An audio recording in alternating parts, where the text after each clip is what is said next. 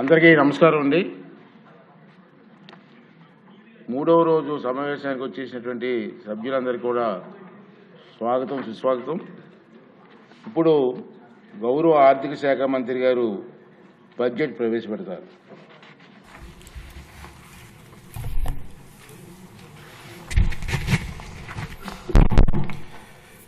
గౌరవనీయులైన అధ్యక్ష, గౌరవ ముఖ్యమంత్రి వర్య, గౌరవ ఉప ముఖ్యమంత్రి వర్య మరియు గౌరవ సభ్యులారా, 2026-27 ఆర్థిక సంవత్సరానికి బడ్జెట్ ప్రతిపాదనలను ఈ గౌరవ సభ ఆమోదం కోసం ప్రవేశపెడుతున్నాను.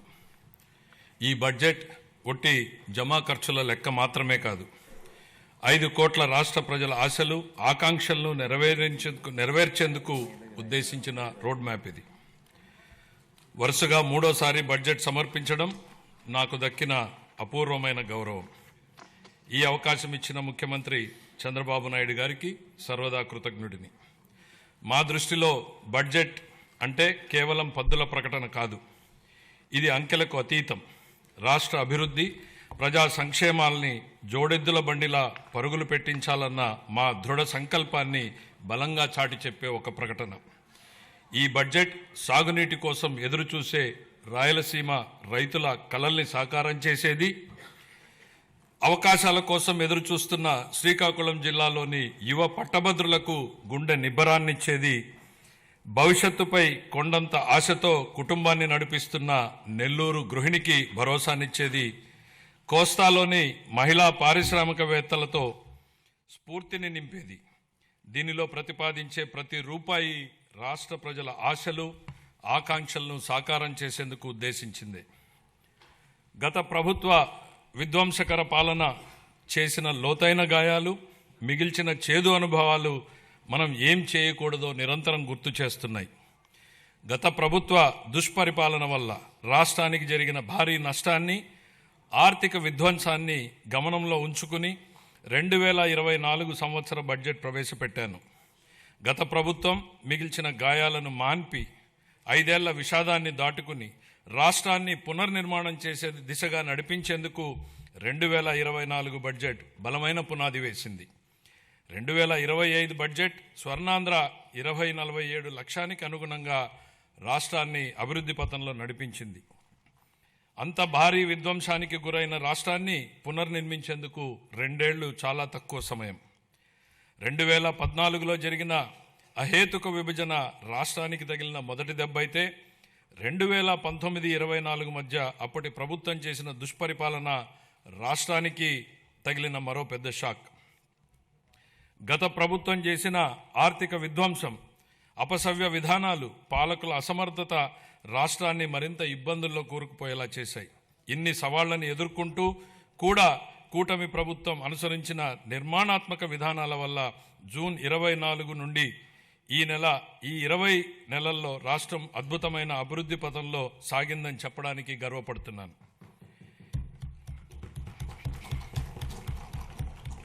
ఇప్పటి వరకు మనం ఏం సాధించాం, ఇప్పుడు ఎక్కడున్నాం, ఇంకా చేయాల్సిందేంటి అన్న అంశాల్ని కూలంకషంగా ముదింపు చేసుకుని ఈ బడ్జెట్ని రూపొందించాం. అటు ఉత్తరాంధ్ర నుంచి ఇటు రాయలసీమ వరకు ప్రజల జీవితాల్లో గొప్ప మార్పు తేవడం ఈ బడ్జెట్ ఉద్దేశం. మా లక్ష్యం కేవలం కాగితాలపై కనిపించే వృద్ధి లెక్కలు కానే కాదు, అభివృద్ధి సంక్షేమ ఫలాల్ని క్షేత్రస్థాయిలో ప్రజలకు అందేలా చేసి వారి జీవితాల్లో వెలుగులు చూడాలన్నదే మా తపన. విధ్వంసం నుంచి వికాసం దాకా 24 జూన్ నుండి ఇప్పటిదాకా సాగిన అభివృద్ధి ప్రయాణం నిజంగా అద్భుతం. 24-25లో అధికారంలోకి వచ్చిన మొదటి సంవత్సరంలోనే ఆర్థిక వ్యవస్థను మళ్లీ గాడిలో పెట్టాం. 19-24 మధ్య 10.3% పడిపోయిన ఆర్థిక వృద్ధి రేటుని 24-25లో 11.75% పెంచాం. 25-26లో ఎదురైన అనేక భౌగోళిక ఆర్థిక అనిశ్చితులను సృష్టించిన ప్రతికూల ప్రభావాల వల్ల ప్రపంచ ఆర్థిక వ్యవస్థ ఆటుపోట్లను ఎదుర్కొంది. కానీ భారత్ మాత్రం స్థిరంగా నిలబడింది. జమ్మూ కాశ్మీర్లో అమాయకులైన పర్యాటకుల్ని పొట్టన పెట్టుకున్న ఉగ్రవాద మూకలకు ఆపరేషన్ సింధూర్ పేరుతో భారత ప్రభుత్వం గట్టి జవాబునిచ్చింది. ఉగ్రవాదం, భౌగోళిక రాజకీయ అనిశ్చితులు, సుంకాల యుద్ధంతో తలెత్తిన ఉద్రిక్తతలకు భారత్ చలించదని, ప్రధాని నరేంద్ర మోడీ నాయకత్వం ప్రపంచానికి బలమైన సందేశం ఇచ్చింది. భారతదేశానికి ఆయన నాయకత్వం భారత్ను శక్తివంతంగా తీర్చిదిద్దింది, ఆత్మవిశ్వాసంతో తలెత్తుకునేలా చేసింది. ఆయన ఈరోజు భారత ప్రపంచ వేదికపై సగర్వంగా తలెత్తుకునేలా చేశారు. కాబట్టే భారత్ కి బులంద్ పెహచాన్ హై మోడీ అని యావత్ జాతి మొత్తం మోడీ నాయకత్వాన్ని అండగా నిలబడింది. భారత్ ఎట్టి పరిస్థితుల్లోనూ ప్రజల ప్రయోజనాల విషయంలో రాజీ పడబోదని ప్రపంచానికి అర్థమైంది. ప్రపంచంలో అనేక అస్థిర పరిస్థితులు ఉన్నప్పటికీ ప్రధాని నరేంద్ర మోడీ గారి నాయకత్వంలో భారత్ 8% వృద్ధి రేటును సాధించి సత్తా చాటింది. భారతదేశంతో పాటు ఆంధ్రప్రదేశ్ కూడా ప్రపంచ వేదికపై వెలుగులీనుతోంది. విశాఖపట్నంలో ఏఐ డేటా సెంటర్ ఏర్పాటు చేయాలన్న గ్లోబల్ ఐటీ దిగ్గజం గూగుల్ నిర్ణయం ఒక్కసారి ప్రపంచ దేశాలన్నీ ఆంధ్రప్రదేశ్ వైపు తలెత్తి చూసేలా చేశాయి. దాన్ని బాహుబలి ఒప్పందంగా పేర్కొనవచ్చు. ప్రపంచ పెట్టుబడులకు గమ్యస్థానం ఆంధ్రప్రదేశ్ అని ఆ ఒప్పందం రుజువు చేసింది. గౌరవ ముఖ్యమంత్రి చంద్రబాబు నాయుడు గారి సమర్థ నాయకత్వం, మరి యువ నాయకుడు గౌరవ మంత్రివర్యులు శ్రీ నారా లోకేష్ గారి విశేష కృషి వలన ఇది సాధ్యమైంది. ఇంతేకాదు, రాష్ట్రంలో పెట్టుబడులు వస్తున్నాయి, ప్రభుత్వంపై నమ్మకం పెరిగింది అంటే అది గౌరవ ముఖ్యమంత్రి గారి దార్శనికత పాలన మరియు గౌరవ ఉప ముఖ్యమంత్రి శ్రీ పవన్ కళ్యాణ్ గారి విశ్వసనీయ భాగస్వామ్యం వల్లనే సాధ్యమైంది. ఈ మార్పుకి సారథులు మన రాష్ట్ర ప్రజలేనని మేము బలంగా నమ్ముతున్నాం. 2024 జూన్లో రాష్ట్ర ప్రజలు ఎన్డీఏకి కనీ విని ఎరుగని రీతిలో ఘన విజయం కట్టబెట్టినప్పుడే ఈ మార్పు మొదలైంది. ప్రజలు మాకు వేసిన ప్రతి ఓటు వెనుక వారి ఉద్దేశం బలంగా స్పష్టమైంది. ప్రజలు వారితో పాటు వారి పిల్లలకు సురక్షితమైన బంగారు భవిష్యత్తు కోసమే ఎన్డీఏని అధికారంలోకి తెచ్చారు. గత ప్రభుత్వం పారిశ్రామికవేత్తల్ని, పెట్టుబడిదారుల్ని రాష్ట్రం నుంచి తరిమేసింది. 2019-24 మధ్య అప్పటి పాలకుల నుంచి ఎదురైన చేదు అనుభవాలతో పెట్టుబడిదారులు రాష్ట్రానికి రావాలంటేనే భయపడిపోయారు. పెట్టుబడులు రాకపోవడం, ఉన్న పరిశ్రమలనే మూసివేయడంతో నిరుద్యోగం తాండవించింది. కూటమి అధికారంలోకి వచ్చాక ఈ 20 నెలల్లో పరిస్థితులు పూర్తిగా మారాయి. పెట్టుబడిదారులకు దేశంలో అత్యంత అనుకూలమైన పరిస్థితులు ఇప్పుడు మన రాష్ట్రంలో ఉన్నాయి. దేశ జనాభాలో కేవలం 4.2% వాటా మాత్రమే ఉన్నప్పటికీ ఆంధ్రప్రదేశ్ ఇప్పుడు పెట్టుబడుల్ని ఆకర్షించడంలో మిగతా రాష్ట్రాలని వెనక్కు నెట్టింది. పెట్టుబడిదారులకు అత్యంత స్నేహపాత్రమైన రాష్ట్రంగా నిలిచింది. బ్యాంక్ ఆఫ్ బరోడా నివేదిక ప్రకారం 2025-26 ఆర్థిక సంవత్సరంలో ప్రతిపాదిత పెట్టుబడుల్లో 25% ఆంధ్రప్రదేశ్కు రావడమే దీనికి నిదర్శనం. బ్రాండ్ చంద్రబాబు వల్లనే ఇది సాధ్యమైంది. ఇప్పటి వరకు మనం ఈజ్ ఆఫ్ డూయింగ్ బిజినెస్ గురించి మాట్లాడేవాళ్ళం, ఇప్పుడు గేరు మార్చాం. స్పీడ్ ఆఫ్ డూయింగ్ బిజినెస్ ఇప్పుడు మన విధానం. గౌరవ ముఖ్యమంత్రి చంద్రబాబు నాయుడు గారి సమర్థ నాయకత్వం, దార్శనికత, ప్రభుత్వ సుస్థిర విధానాలు రాష్ట్రాన్ని విజన్ స్వర్ణాంధ్ర 2047 లక్ష్యం దిశగా వేగంగా నడిపిస్తున్నాయి. ఆంధ్రప్రదేశ్ భవిష్యత్తుని స్వర్ణమయం చేసే మహాక్రతువులో గౌరవ ముఖ్యమంత్రి గారి చారిత్రాత్మక పాత్ర పోషిస్తున్నారు.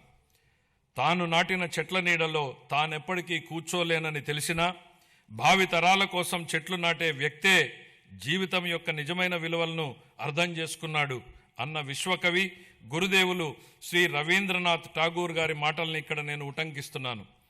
గౌరవ ముఖ్యమంత్రి ఈ భావనకు అసలైన ప్రతిరూపం. ఆయన కేవలం దూరదృష్టి గల నాయకుడు మాత్రమే కాదు, దాన్ని సాకారం చేయగల దక్షత కలిగినటువంటి నాయకుడు. తన దార్శనికతతో అమలు చేస్తున్న విధానాలు భావితరాలకు మేలు చేస్తాయన్న దృఢ విశ్వాసంతో వాటి సాధనకు అహర్నిశలు నిస్వార్థంగా కృషి చేస్తున్న గొప్ప నాయకుడు. సమాజ క్షేమం కోసం 365 రోజులు అవిశ్రాంతంగా ఒక తపస్సులాగా పనిచేస్తున్నారు. 1990వ దశకంలో ఆయన ఇన్ఫర్మేషన్ టెక్నాలజీ గురించి మాట్లాడినప్పుడు, దార్శనికతను అమల్లో పెట్టినప్పుడు దాని ఫలితం ఎలా ఉంటుందో చాలామందికి అర్థం కాలేదు. కానీ అప్పటి యువత దాంతో ప్రయోజనం పొంది జీవితంలో పురోగమించడమే కాకుండా ప్రపంచవ్యాప్తంగా అవకాశాలని అందిపుచ్చుకుని సత్తా చాటారు. అప్పుడు ఆయన అమలు చేసిన సంస్కరణలు, తీసుకున్న విప్లవాత్మక నిర్ణయాలతో వెలిగించిన దీపం లక్షలాది జీవితాల్లో వెలుగు నింపింది. నేడు ఆయన విజయగాథను ఆయనే పునరావృతం చేస్తున్నారు. కానీ ఇప్పుడు మరింత గొప్ప దూరదృష్టితో, మరింత సమున్నత లక్ష్యంతో కొత్త చరిత్రను లిఖించబోతున్నారు. భవిష్యత్తును అంచనా వేసేందుకు ఉత్తమ మార్గం దాన్ని సృష్టించడమే అన్న సూక్తిని బలంగా నమ్మే వ్యక్తి ముఖ్యమంత్రి గారు. Deep tech, AI, quantum computing వంటి ఆధునిక టెక్నాలజీలు ప్రతి కుటుంబం నుంచి ఒక ఎంటర్ప్రెన్యూర్ వంటి విధానాలు కేంద్రంగా ఆయన ఇప్పుడు రాష్ట్రాన్ని సరికొత్త శకంలోకి నడిపిస్తున్నారు. ఆయన మార్గదర్శకత్వంలో ఏపీ వెల్త్ ఫండ్ను ప్రారంభించబోతున్నాం. రాబోయే రోజుల్లో అది నార్వే, యుఏఈ సావరిన్ వెల్త్ ఫండ్స్లా విస్తృతమై మొత్తం రాష్ట్రాన్నే నడిపించడానికి సరిపోవచ్చు. నాతో సహా ఈనాటి సమాజానికి ఈ టెక్నాలజీల ప్రాముఖ్యత అర్థం కాకపోవచ్చు. కానీ ఆయన ఐటీ రంగంలో చూపిన చొరవ వల్ల 1990లో నాటి యువతరం లబ్ధి పొందినట్టే ఈనాటి యువత కూడా ఏఐ, డీప్ టెక్, క్వాంటమ్ టెక్నాలజీతో భవిష్యత్తు ఖచ్చితంగా లబ్ధి పొందుతుంది. ఆర్థిక వనరుల పరంగా మనం ఇప్పటికీ సంక్షోభం నుంచి పూర్తిగా బయటపడలేదు. పరిస్థితులు అంత సానుకూలంగా లేవు. గత ప్రభుత్వం మిగిల్చిన ఆర్థిక అస్తవ్యస్త పరిస్థితుల్ని అధిగమించే క్రమంలో ఇప్పటికీ అనేక సవాళ్లను ఎదుర్కొంటున్నాం. కానీ రాష్ట్ర అభివృద్ధి, సంక్షేమానికి సంబంధించి మా లక్ష్యాల్లో మార్పు లేదు. మా సంకల్పం చెక్కు చెదరలేదు. మా ప్రయాణాన్ని స్థిరంగా కొనసాగించేందుకు ప్రధాని నరేంద్ర మోడీ నుంచి అమూల్యమైన మద్దతు, సహకారం లభిస్తున్నాయి. ఆయనకు కృతజ్ఞతలు తెలియజేస్తున్నాం. కేంద్ర ఆర్థిక మంత్రి శ్రీమతి నిర్మలా సీతారామన్ గారు అందిస్తున్న గొప్ప సహకారం గురించి ప్రత్యేకంగా ప్రస్తావించాలి. కష్టకాలంలో ఆమె రాష్ట్రానికి వెన్నుదన్నుగా నిలబడ్డారు. పోలవరం ప్రాజెక్టును మళ్లీ గాడిలో పెట్టడం, రాజధాని అమరావతి నిర్మాణాన్ని పునఃప్రారంభించడంలో పూర్తి సహకారం అందించారు. రాయలసీమ గ్లోబల్ హార్టికల్చర్ ప్రాజెక్టును ముందుకు తీసుకెళ్లేందుకు అవసరమైన తోడ్పాటును అందించారు. గత ప్రభుత్వం ఎడాపెడా చేసిన అప్పుల భారాన్ని తగ్గించేందుకు, రుణాల పునర్వ్యవస్థీకరణకు అమూల్యమైన సహకారం అందించారు. ఆమెకు హృదయపూర్వక కృతజ్ఞతలు తెలియజేసుకుంటున్నాను. 2026-27 సంవత్సరానికి సంబంధించి ఫిబ్రవరి 1న ప్రవేశపెట్టిన కేంద్ర బడ్జెట్ రాష్ట్రానికి ఆశాకిరణంలాగా కనపడుతోంది. దానిలో రాష్ట్ర అభివృద్ధికి అనేక అవకాశాలు కనిపిస్తున్నాయి. తూర్పు కోస్తా పారిశ్రామిక కారిడార్, పర్యాటక కేంద్రాల అభివృద్ధి, ఎలక్ట్రిక్ బస్సుల కొనుగోలు, పూర్వోదయ పథకం ఉపయోగపడుతుంది. రాయలసీమ గ్లోబల్ హార్టికల్చర్ హబ్ కూడా వేగంగా రూపుదిద్దుకుంటోంది. కేంద్ర బడ్జెట్లో కొత్తగా ప్రకటించిన రేర్ ఎర్త్ కారిడార్లు, డేటా సెంటర్లు, ప్రాంతీయ medical hub, national institute of pharmaceutical education and research, seaplane manufacturing, container manufacturing, ప్రతి జిల్లాలో బాలికల హాస్టళ్ల వంటి అంశాల నుంచి రాష్ట్రానికి గరిష్ట ప్రయోజనాలు పొందేందుకు అవకాశం ఉంది. ప్రపంచవ్యాప్తంగా ఇప్పుడు ప్రభుత్వ రంగ ప్రాజెక్టుల్ని పీపీపీ ఛాలెంజ్ విధానాల్లో చేపట్టే ట్రెండ్ నడుస్తోంది. అది ప్రభుత్వ రంగ సంస్థల నైపుణ్యాలను, సామర్థ్యాలను పెంచేందుకు దోహదం చేస్తుంది. పీపీపీ విధానంలో ప్రైవేటు రంగానికి ఉన్న అనుభవంతో ప్రభుత్వ ప్రాజెక్టుల్ని మరింత మెరుగ్గా అమలు చేయగలం. ప్రాజెక్టు వ్యయాన్ని నిర్ణయించడంలో పారదర్శకతకు, పోటీతత్వాన్ని పెంచేందుకు ఛాలెంజ్ విధానం దోహదం చేస్తుంది. కేంద్ర ప్రభుత్వం బడ్జెట్లో చాలా ప్రాజెక్టుల్ని ఛాలెంజ్ విధానంలో ప్రకటించడంతో ఆంధ్రప్రదేశ్కు కొత్త అవకాశాలకు ద్వారాలు తెరిచినట్టయింది. ఛాలెంజ్ మోడల్లో ప్రాజెక్టులు చేపట్టేందుకు రాష్ట్రం పూర్తి సంసిద్ధంగా ఉంది. ఇతర రాష్ట్రాలతో పోటీపడి chemical park, mega textile park, city economic reasons, university township వంటి ప్రాజెక్టుల్ని సాధించుకోగలమన్న విశ్వాసం మాకుంది. సిటీ ఎకనామిక్ రీజన్స్ ప్రాజెక్టులో పోటీ పడేందుకు విశాఖపట్నం ఎకనామిక్ రీజన్ ప్లాన్ను ఇప్పటికే సిద్ధం చేశాం.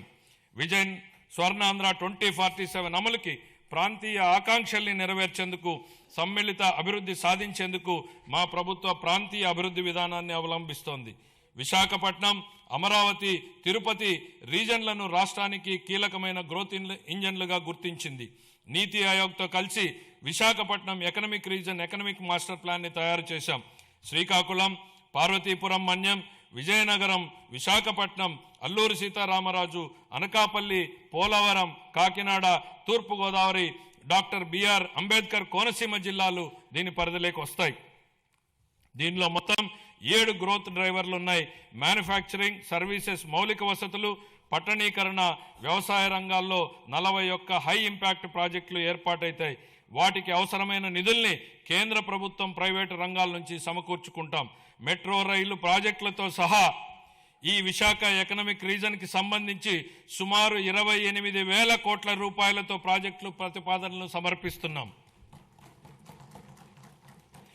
విశాఖ ఎకనామిక్ రీజన్ తరహాలోనే ఎన్టీఆర్, కృష్ణా, ఏలూరు, గుంటూరు, పశ్చిమ గోదావరి, ప్రకాశం, పల్నాడు, బాపట్ల, మార్కాపురం జిల్లాలతో అమరావతి ఎకనామిక్ రీజన్ని అభివృద్ధి చేస్తాం. ఈ ప్రాంత సమగ్ర అభివృద్ధికి దోహదం చేసే వనరులు, గ్రోత్ ఇంజన్లు, బలాల్ని గుర్తించేందుకు శాస్త్రీయ పద్ధతుల్లో సామాజిక ఆర్థిక అధ్యయనం నిర్వహిస్తాం. సూక్ష్మ సేద్యం ప్రాధాన్యతను గుర్తించి 1990లోనే ఆ కాన్సెప్ట్ని తీసుకొచ్చినటువంటి మొదటి ముఖ్యమంత్రి గౌరవ చంద్రబాబు నాయుడు గారు. ఇప్పుడు ఆయన రాయలసీమ రీజన్ను గ్లోబల్ హార్టికల్చర్ హబ్గా మార్చి అక్కడ రైతుల జీవితాల్లో సమూల మార్పులు తెచ్చేందుకు కంకణం కట్టుకున్నారు.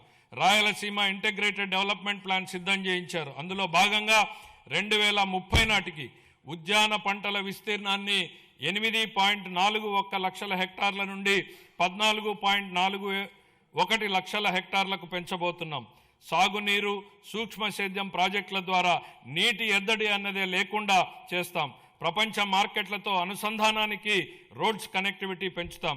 అనంతపురము, అన్నమయ్య, చిత్తూరు, కర్నూలు, నంద్యాల, ప్రకాశం, మార్కాపురం, సత్యసాయి, తిరుపతి, వైఎస్ఆర్ కడప జిల్లాల్లోని 303 మండలాల పరిధిలో 200 పైగా హార్టికల్చర్ క్లస్టర్లని ఏర్పాటు చేయడం జరుగుతుంది.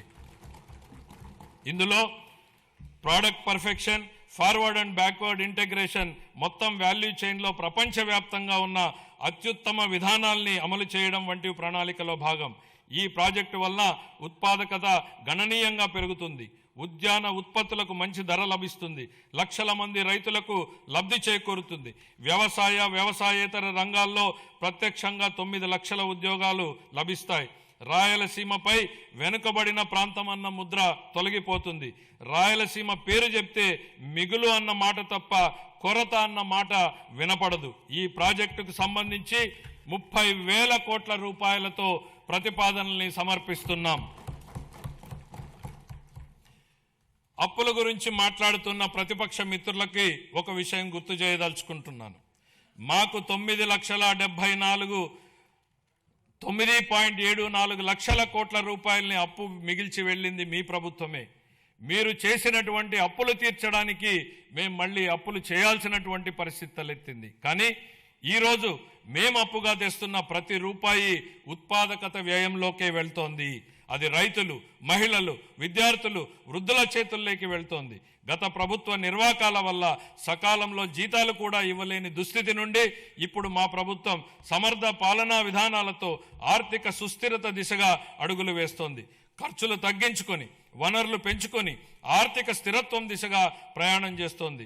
సంక్షోభంలో ఉన్న రాష్ట్రాన్ని ఆకాంక్షల సాకారం దిశగా నడిపిస్తున్నాం. మా అభివృద్ధి వ్యూహంలో అత్యంత కీలకమైనటువంటిది సాగునీటి రంగానికి బడ్జెట్ అధిక ప్రాధాన్యతనిస్తోంది.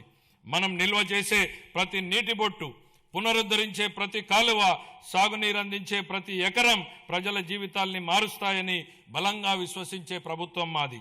వాతావరణ మార్పులు, వర్షపాతంలో అనూహ్యమైనటువంటి హెచ్చుతగ్గులు వంటివి ఋతుపవనాలపై పూర్తిగా భరోసా ఉండలేని పరిస్థితులు కల్పిస్తున్నాయి. అందుకే నీటి నిల్వ, సమర్థ పంపిణీపై ఎక్కువ దృష్టి పెట్టాం. కేవలం ప్రాజెక్టులు కడితే సరిపోదు. భవిష్యత్ తరాలకు దీర్ఘకాలిక నీటి భద్రతను కల్పించేలా మన విధానాలు ఉండాలన్నది మా లక్ష్యం. గత ప్రభుత్వం ప్రజల నిజమైన అవసరాల్ని అర్థం చేసుకోలేదు. బిల్లులు చెల్లించకపోవడం, అధ్వాన్న నిర్వహణ వల్ల సాగునీటి ప్రాజెక్టులు ఎక్కడివక్కడ నిలిచిపోయాయి.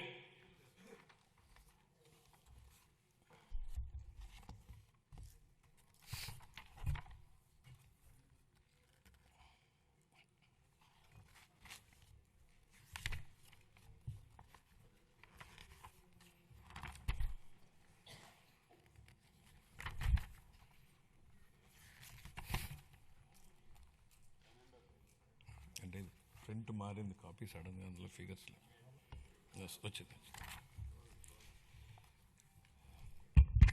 సంకల్పం ఉన్న చోట ఉన్న చోట సాధనకు మార్గం ఉంటుంది. 2 తెలుగు రాష్ట్రాల సాగునీటి వ్యవస్థలపై సమగ్ర అవగాహన కలిగిన గౌరవ ముఖ్యమంత్రి గారు మన రాష్ట్రానికి లభించడం మన అదృష్టం. పట్టిసీమ వంటి పథకాలను ఆయన సక్రమంగా ప్రణాళిక చేసి అమలు చేయడం ద్వారా రాష్ట్రంలోని పలు ప్రాంతాలకు జలభద్రతను కల్పించారు. అదేవిధంగా హెచ్ఎన్ఎస్ఎస్ ప్రాజెక్టును కేవలం 100 రోజుల్లో ప్రారంభించి వేగంగా పూర్తి చేసి రైతులకు నీరందించేలా చేయడంలో ఆయన సంకల్ప బలం కీలక పాత్రను పోషించింది. హంద్రీనీవా ద్వారా తొలిసారిగా 45 టీఎంసీల కృష్ణా జలాలను విజయవంతంగా ఎత్తిపోతల చేసి రాయలసీమలో నీటి లభ్యతను గణనీయంగా మెరుగుపరిచాం. పోలవరం ప్రాజెక్టు విషయంలో పెండింగ్ ఉన్న 5,000 కోట్ల రూపాయల బిల్లుల్ని చెల్లించి పనులను వేగవంతం చేశాం. డయాఫ్రామ్ గోడ నిర్మాణం ఇప్పటికే 91% పూర్తయింది. మొత్తం ప్రాజెక్టు పురోగతి 60% దాటింది. వెలుగొండ ప్రాజెక్టు బీఆర్ఆర్ వంశధార దశ 2, అలాగే వంశధార నాగావళి మరియు నాగావళి చంపావతి నదుల అనుసంధాన పనుల్లో సమాంతరంగా గణనీయమైనటువంటి పురోగతి సాధించబడింది. అదే సమయంలో రాష్ట్ర వ్యాప్తంగా విస్తృత స్థాయిలో చేపట్టిన ఆపరేషన్ అండ్ మెయింటెనెన్స్ SDMF మరియు FDR పనులు సాగునీటి వ్యవస్థలను స్థిరీకరిస్తున్నాయి. 5 ఏళ్ల విరామం అనంతరం మొత్తం 6,047 నీటి వినియోగదారుల సంఘాలను ప్రజాస్వామ్య పద్ధతిలో పునరుద్ధరించడం ద్వారా సాగునీటి నిర్వహణలో రైతుల భాగస్వామ్యానికి మళ్లీ బలోపేతం చేశాం. ఇక ముందు బీఆర్ఆర్ వంశధార 2, హంద్రీనీవా, పూల సుబ్బయ్య, వెలుగొండ మరియు పోలవరం ప్రాజెక్టులను పూర్తి చేయడానికి మా ప్రభుత్వం కట్టుబడి ఉంది. రాయలసీమను శాశ్వతంగా కరువు రహిత ప్రాంతంగా మార్చడానికి పోలవరం నల్లమల సాగర్ అనుసంధానంపై మేము చురుగ్గా దృష్టి సారించాం. రాయలసీమను గ్లోబల్ హార్టికల్చర్ హబ్గా తీర్చిదిద్దే ప్రణాళికలో సాగునీటి సరఫరా కూడా ఒక కీలకమైనటువంటి భాగం. 2026-27 ఆర్థిక సంవత్సరానికి గాను జలవనరుల శాఖకు 18,224 కోట్ల రూపాయల కేటాయింపును ప్రతిపాదిస్తున్నాను. వ్యవసాయం, పశు సంవర్ధక, ఉద్యానవనం, మత్స్య సహకార రంగాలు. వ్యవసాయం గాడి తప్పితే మిగతా ఏ రంగానికి సక్రమంగా నడిచే అవకాశం ఉండదు అన్న MS స్వామినాథన్ గారి సూక్తిని గుర్తు చేస్తున్నాను అధ్యక్ష. అన్నదాత రైతులే సమాజానికి మూల స్తంభాలు. వారు పండించే ఆహారమే ప్రతి కుటుంబానికి మూలాధారం. అందువల్ల రైతుల సంక్షేమమే మా ప్రభుత్వానికి అత్యున్నత ప్రాధాన్యం. అన్నదాత సుఖీభవ PM కిసాన్ పథకం కింద 2025-26 ఆర్థిక సంవత్సరంలో 46.86 లక్షల రైతు కుటుంబాలకు 20,000 రూపాయలు చొప్పున పెంచిన ఆర్థిక సహాయాన్ని అందిస్తూ మొత్తం 6,600 కోట్లను విడుదల చేశాం. కొత్తగా అమలు చేసిన GST 2.0 సంస్కరణల ద్వారా వ్యవసాయం మరియు అనుబంధ రంగాలకు సంబంధించిన ఉత్పత్తులు, వ్యవసాయ పరికరాలు, ట్రాక్టర్లపై పన్నుల భారం గణనీయంగా తగ్గించబడింది. దీనివల్ల రైతులకు ప్రత్యక్షంగా లాభం చేకూరుతుంది. పశు సంపదకు పొంచి ఉన్న ఆరోగ్యపరమైనటువంటి ప్రమాదాలను తగ్గించే దిశగా పశు బీమా పథకం అమలుకు మేము నిరంతరం ప్రాధాన్యత ఇస్తున్నాం. పశు సేవలను మరింత బలోపేతం చేయడానికి కొత్త పశు వైద్య భవనాల నిర్మాణానికి 20 కోట్లను కేటాయిస్తూ మౌలిక వసతులను విస్తరిస్తున్నాం. అలాగే బడ్జెట్లో ప్రత్యేకంగా ప్రస్తావించకపోయినా మా సంకల్పం ఎంత స్పష్టమో చెప్పడానికి నిదర్శనం మత్స్యకార సేవలో పథకం అమలు. ఈ పథకం ద్వారా ఆర్థిక సహాయాన్ని 10,000 నుండి 20,000కు పెంచాం. దీని ద్వారా 1,20,000 మంది మత్స్యకార కుటుంబాలు లాభపడుతున్నాయి. ధరల స్థిరీకరణ నిధి. గత ప్రభుత్వం ధరల స్థిరీకరణ నిధికి భారీ కేటాయింపులు చేసినప్పటికీ వాటిని సమర్థవంతంగా వినియోగించలేదు. 2019-24 మధ్య కాలంలో ధరల స్థిరీకరణ నిధికి 7,500 కోట్లను బడ్జెట్లో కేటాయించినప్పటికీ 5 ఏళ్ల కాలంలో కేవలం 8,880 కోట్లను మాత్రమే 5 ఏళ్లలో ఖర్చు చేశారు. అవసరమైన సందర్భాలలో ప్రభుత్వం ఎంత వేగంగా స్పందించాలనే దానికి మా ప్రభుత్వం ఉదాహరణగా నిలిచింది. ధరల స్థిరీకరణ నిధికి 300 కోట్లను మాత్రమే కేటాయించినప్పటికీ ఒక్క సంవత్సరంలోనే 1,200 కోట్లకు పైగా ఖర్చు చేసి రైతులకు ఉపశమనం కల్పించాం. తోతాపురి మామిడి రైతులు, ఉల్లి రైతులు, కోకో గింజల సాగుదారులు, పొగాకు రైతులకు తదితరులకు మద్దతు అందించాం. ఈ 26-27 ఆర్థిక సంవత్సరానికి గాను ధరల స్థిరీకరణ నిధికి 500 కోట్ల రూపాయలను కేటాయింపును ప్రతిపాదిస్తున్నాను. సహకార రంగం పదవి బాధ్యతలు స్వీకరించినప్పటి నుంచి సహకార రంగాన్ని పునరుద్ధరించేందుకు మా ప్రభుత్వం కట్టుబడి పనిచేస్తోంది. యాప్కాప్, డీసీసీబీలు ప్యాక్స్తో కూడిన 3 అంచెల సహకార వ్యవస్థను బలోపేతం చేయడం ద్వారా గ్రామీణ ఆర్థిక వ్యవస్థకు మరింత బలం చేకూర్చాం. 25-26 ఆర్థిక సంవత్సరంలో 53.2 లక్షల సభ్యులకు సేవలందిస్తూ 7,600 కోట్లకు పైగా వ్యవసాయ రుణాలను మంజూరు చేశాయి. ముఖ్యమైన సాధనంగా 2021 ప్యాక్స్లను డిజిటైజ్ చేయగా అందులో 2017 సంఘాలు ఈ ప్యాక్స్గా కార్యకలాపాలను నిర్వహిస్తున్నాయి. దీనివల్ల సేవలు అందించడంలో ఆలస్యం గణనీయంగా తగ్గి పారదర్శకత పెరిగింది. 26-27 ఆర్థిక సంవత్సరానికి గాను వ్యవసాయ మరియు అనుబంధ రంగాలకు 13,598 కోట్ల రూపాయల కేటాయింపును ప్రతిపాదిస్తున్నాను. వ్యవసాయ బడ్జెట్ను సమర్పించే సందర్భంగా ఇందుకు సంబంధించినటువంటి వివరాలను మా సహచర మంత్రి గారు సభకు సమగ్రంగా తెలియజేస్తారు. పాఠశాల విద్య, ఉన్నత విద్య, నైపుణ్యాభివృద్ధి, ఉపాధి, శిక్షణ విద్యనుద్దేశించి నెల్సన్ మండేలా గారి మాటల్లో, ప్రపంచాన్ని మార్చడానికి మీరు ఉపయోగించగల అత్యంత శక్తివంతమైనటువంటి ఆయుధం విద్య. విద్య అనేది కేవలం భవనాలు, పాఠ్య ప్రణాళికలు లేదా పరీక్షలకే పరిమితం కాదు. తన బిడ్డ మంచి భవిష్యత్తును సాధిస్తాడనే నమ్మకంతో ఉన్న తల్లి కళ్ళల్లో కనిపించే ఆశే విద్య. గ్రామీణ ప్రాంతానికి చెందిన ఒక విద్యార్థి వైద్యుడు, ఇంజనీరు, ఉపాధ్యాయుడు లేదా సివిల్ సర్వెంట్ కావాలని కలలు కనే సంకల్పమే విద్య. మా ప్రభుత్వం విద్యను కేవలం పరిపాలనా బాధ్యతగా కాకుండా ఒక నైతిక కట్టుబాటుగా పరిగణిస్తుంది. మా దృష్టిలో పాఠశాలలను నిర్మించడం అంటే భవిష్యత్తును నిర్మించడం. శ్రీ నారా లోకేష్ గారి నాయకత్వంలో రాష్ట్రంలో విద్యా విధానం దృక్పథం లక్ష్య సాధన దిశగా దృష్టి సారిస్తోంది. పిల్లలు గ్లోబల్ స్థాయిలో పోటీ పడగల నైపుణ్యాలతో సిద్ధమవుతున్నారు. 2019-24 మధ్యకాలంలో ప్రభుత్వ విద్యా వ్యవస్థ తీవ్రమైనటువంటి సంస్థాగత వెనుకబాటుకు గురైంది. సమగ్ర ప్రణాళిక లేకుండా చేపట్టినటువంటి సంస్కరణలు గందరగోళాన్ని సృష్టించాయి. తొందరపాటు నిర్ణయంతో 1000 పాఠశాలను CBSE విధానానికి మార్చడం వల్ల సుమారు 90% మంది విద్యార్థులు ఉత్తీర్ణత కాలేకపోయారు. ఉపాధ్యాయుల సన్నద్ధత లేకపోవడంతో టోఫెల్ కార్యక్రమం విఫలమైంది. అమలు సాధ్యాసాధ్యాలు పరిగణలోకి తీసుకోకుండా నాడు ప్రతిపాదించిన IB పాఠ్య ప్రణాళికలపై ప్రజాధనం వృధా అయింది. నాడు నేడు కార్యక్రమంలో పరిపాలనా వైఫల్యం కారణంగా 7,876 కోట్ల విలువైన మౌలిక సదుపాయాల పనులు అసంపూర్తిగా మిగిలిపోయాయి.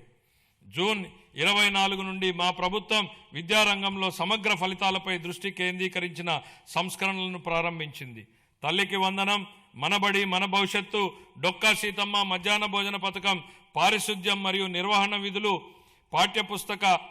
పాఠ్య ప్రణాళిక మార్పులు, డిజిటల్ లెర్నింగ్, ఉపాధ్యాయుల సామర్థ్య వృద్ధి, పరిపాలన పునర్వ్యవస్థీకరణ వంటి ప్రధాన కార్యక్రమాల ద్వారా అభ్యసన సామర్థ్యాలను, ఫలితాలను మరియు గ్లోబల్ పోటీతత్వాన్ని మెరుగుపరచడంపై దృష్టి సారించాం. లెర్నింగ్ ఎక్సలెన్స్ ఇన్ ఆంధ్రప్రదేశ్ కింద KG to PG విద్యా సంస్కరణ నమూనాను ప్రారంభించాం. సూపర్ 6 కార్యక్రమంలో భాగంగా 25-26లో ప్రవేశపెట్టిన తల్లికి వందనం పథకం క్రింద ప్రతి విద్యార్థికి సంవత్సరానికి 15,000 రూపాయల చొప్పున అందజేసి 67.27 లక్షల మంది విద్యార్థులకు లాభం చేకూర్చడం జరిగింది. పరిపాలనా పారదర్శకతను మెగా పేరెంట్ టీచర్ సమావేశాలు, పాఠశాల స్టార్ రేటింగ్ వ్యవస్థ, సమాజ భాగస్వామ్యం ద్వారా బలోపేతం చేశాం. అనేక సంవత్సరాలుగా వేలాది ఉపాధ్యాయ పోస్టులు ఖాళీగా ఉండేవి. మెగా DSE 25 ద్వారా నోటిఫై చేసిన 16,347 పోస్టుల్లో 15,941 ఉపాధ్యాయ పోస్టులను విజయవంతంగా భర్తీ చేశాం. ఉపాధి, గౌరవం మరియు అవకాశాలను సృష్టించినప్పుడే వృద్ధికి అర్థం ఉంటుంది. భవిష్యత్ ఉపాధి అవసరాలకు అనుగుణంగా సమగ్ర నైపుణ్యాభివృద్ధి వ్యవస్థను రూపొందిస్తున్నాం. విద్య మరియు పరిశ్రమలు మరియు అభివృద్ధి చెందుతున్న సాంకేతిక రంగాల మధ్య సమన్వయంపై దృష్టి సారించాం. ప్రత్యక్ష అనుభవాల్ని కల్పించేందుకు అన్ని ప్రభుత్వ ఐటీఐలు 167 పరిశ్రమల భాగస్వామ్యంతో అవగాహన ఒప్పందాలు కుదుర్చుకున్నాయి. ఈ ఆర్థిక సంవత్సరంలో 9,188 మంది శిక్షణార్థులు పరిశ్రమల్లో ప్రత్యక్ష శిక్షణ పొందగా ప్రభుత్వ ఐటీఐ విద్యార్థుల్లో 98% మందికి నియామకాలు లేదా అప్రెంటిస్ అవకాశాలు పొందారు. 26-27 ఆర్థిక సంవత్సరానికి నేను ఈ క్రింది విధంగా కేటాయింపులను ప్రతిపాదిస్తున్నాను. పాఠశాల విద్యాశాఖకు 32,308 కోట్ల రూపాయలు. అందులో ప్రజా పాఠశాలల మౌలిక వసతుల సమగ్రాభివృద్ధికి 1,500 కోట్లు, ఉన్నత విద్యాశాఖకు 2,567 కోట్లు, నైపుణ్యాభివృద్ధి మరియు శిక్షణ శాఖకు 1,232 కోట్లు. పంచాయతీరాజ్ మరియు గ్రామీణాభివృద్ధి గౌరవ ఉప ముఖ్యమంత్రి శ్రీ కె పవన్ కళ్యాణ్ గారి నాయకత్వంలో ఆంధ్రప్రదేశ్ గ్రామీణ ముఖ చిత్రం రూపాంతరం చెందుతోంది. 25-26 ఆర్థిక సంవత్సరంలో 3.44 లక్షల మంది ఎన్నికైన ప్రజాప్రతినిధులు మరియు కార్యనిర్వాహకులకు శిక్షణ ఇవ్వడం ద్వారా ఆంధ్రప్రదేశ్ దేశవ్యాప్తంగా ప్రథమ స్థానాన్ని సాధించింది. ఆగస్టు 15, 2019 నుండి 24-25 వరకు అమల్లో ఉన్న జల్ జీవన్ మిషన్ కింద గత ప్రభుత్వం మొత్తం 26,824 కోట్ల రూపాయల ప్రాజెక్టు వ్యయంలో కేంద్ర భాగస్వామ్యం లభించిన నిధుల్లో కేవలం 2,255 కోట్లను మాత్రమే వినియోగించింది. 23-24లో కేంద్రం నుండి అతి తక్కువ కేటాయింపులు వచ్చినప్పటికీ ఛత్తీస్గఢ్, జార్ఖండ్, గుజరాత్, ఒడిశా వంటి రాష్ట్రాలు ఆంధ్రప్రదేశ్ కంటే ఎక్కువగా ఖర్చు చేశాయి. మా ప్రభుత్వం ఈ పథకాన్ని పునరుద్ధరించేందుకు ముందడుగు వేసింది. మా విజ్ఞప్తిని స్వీకరించి పథకం గడువుని 28 వరకు పొడిగించిన భారత ప్రభుత్వానికి మా కృతజ్ఞతలు. దీర్ఘకాలిక స్థిరత్వ సమస్యలను పరిష్కరించడంతో పాటు 100% కవరేజీని సాధించేందుకు ఉపరితల జల ఆధారిత మల్టీ విలేజ్ స్కీమ్స్ ద్వారా ఈ కార్యక్రమాన్ని పునర్వ్యవస్థీకరించాము. ప్రతి వ్యక్తికి 55 లీటర్ల తాగునీటి సరఫరాను చేసే విధంగా దిశగా చర్యలు తీసుకోవడం జరుగుతోంది. గ్రామీణ అనుసంధానతను బలోపేతం చేస్తూ 4,000 కిలోమీటర్లకు పైగా గ్రామీణ రహదారుల పనులు చేపట్టడం జరిగింది. వీటిలో అనేక పనులు పూర్తి చేయడం జరిగింది. మిగతా పనులు ముగింపు దశలో ఉన్నాయి. దీని ద్వారా దూర ప్రాంతమైనటువంటి గ్రామాలలో మార్కెట్ ప్రాప్తి, ఆదాయ వృద్ధి మరియు ఆర్థిక స్థిరత్వం మెరుగుపడుతోంది. శాస్కీ కింద 2,123 కోట్లను కేటాయించడం జరిగింది. 26-27 ఆర్థిక సంవత్సరానికి పంచాయతీ రాజ్ మరియు గ్రామీణాభివృద్ధి శాఖకు 22,942 కోట్లను కేటాయించాలని నేను ప్రతిపాదిస్తున్నాను. పర్యావరణం, అటవీ, విజ్ఞాన శాస్త్రం, సాంకేతిక శాఖ 2019-20 మధ్యకాలంలో పరిపాలనా వైఫల్యాల కారణంగా ఎర్రచందనం అక్రమ రవాణా, అక్రమ గనుల తవ్వకం, అటవీ భూముల ఆక్రమణ వంటి ఘటనలు చోటు చేసుకున్నాయి. ఆంధ్రప్రదేశ్ను హరితాంధ్రప్రదేశ్గా తీర్చిదిద్దడం మా లక్ష్యం. 2030 నాటికి 37% మరియు 47 నాటికి 50% పచ్చదనం సాధించే దిశగా అటవీ సంపదను స్థిరంగా నిర్వహించడం, ఎడారీకరణను ఎదుర్కోవడం వంటి చర్యలను అమలు చేస్తాం. వ్యూహాత్మక పర్యావరణ రక్షణ వలయంగా గ్రీన్ కవర్ వాల్ ఆఫ్ ఆంధ్రప్రదేశ్ను అమలు చేయనున్నాం. 26-27 ఆర్థిక సంవత్సరానికి పర్యావరణం, అటవీ, విజ్ఞాన శాస్త్రం, సాంకేతిక శాఖకు 714 కోట్ల రూపాయలను కేటాయించాలని నేను ప్రతిపాదిస్తున్నాను. పట్టణాభివృద్ధి అమృత్ 2.0 పథకం కింద 111 పట్టణ స్థానిక సంస్థల్లో మొత్తం 506 ప్రాజెక్టులు అమల్లో ఉన్నాయి. అదనంగా యుఐడిఎఫ్, ఏఐబి సహకారంతో చేపట్టినటువంటి ప్రాజెక్టులు కూడా పురోగతిలో ఉన్నాయి. ఈ ప్రాజెక్టులన్నింటికీ 2027 డిసెంబర్ నాటికి పూర్తి చేయాలనే లక్ష్యంతో ముందుకు సాగుతున్నాం. ఆ సందర్భంలో 2 సంవత్సరాల వ్యవధిలో యుఐడిఎఫ్ కింద ఆంధ్రప్రదేశ్కు అదనంగా 4,000 కోట్లను మంజూరు చేయడంలో సహకరించిన గౌరవ కేంద్ర ఆర్థిక మంత్రి గారికి మా కృతజ్ఞతలు. 1982లోనే స్వర్గీయ ఎన్టీ రామారావు గారు ఆహార భద్రతా ప్రాధాన్యతను గుర్తించారు. అదే స్ఫూర్తితో మా ప్రభుత్వం 204 అన్నా క్యాంటీన్లను నిర్వహిస్తోంది. 2000 మార్చి నాటికి వాటి సంఖ్యను 275కు పెంచి అతి పేద ప్రజలకు కూడా తగిన ఆహారం అందుబాటులో ఉండేలా చేసి ఆకలిని నివారించడమే మా లక్ష్యం. విశాఖపట్నం మరియు విజయవాడ వంటి ప్రధాన నగరాల్లో ఆధునిక మెట్రో రైలు వ్యవస్థలో ప్రయాణించే కల త్వరలో సాకారం కానుంది. ప్రధానమంత్రి ఆవాస్ యోజన, ఎన్టీఆర్ నగర్స్ కింద ఆర్థికంగా బలహీన వర్గాలకు చెందిన కుటుంబాలకు 25 లక్షల గృహ పట్టాలు, ఇళ్లను అందించి సొంత ఇంటి కలను నెరవేర్చడమే మా ప్రభుత్వ లక్ష్యం. అమరావతి ప్రజల రాజధాని. మా ప్రజల రాజధాని అమరావతి అభివృద్ధికి మద్దతు అందించిన గౌరవ ప్రధానమంత్రి శ్రీ నరేంద్ర మోడీ గారికి హృదయపూర్వక కృతజ్ఞతలు. ఆంధ్రప్రదేశ్ శాశ్వత రాజధానిగా అమరావతికి చట్టబద్ధత హోదా కల్పించే ప్రక్రియ ప్రారంభించినందుకు ఆయనకు ప్రత్యేక ధన్యవాదాలు. వివిధ ఆర్థిక సంస్థల ద్వారా స్వయం సమృద్ధి నమూనాలో నిధులను సమీకరించి పనులను వేగవంతంగా ముందుకు తీసుకెళ్తున్నాం.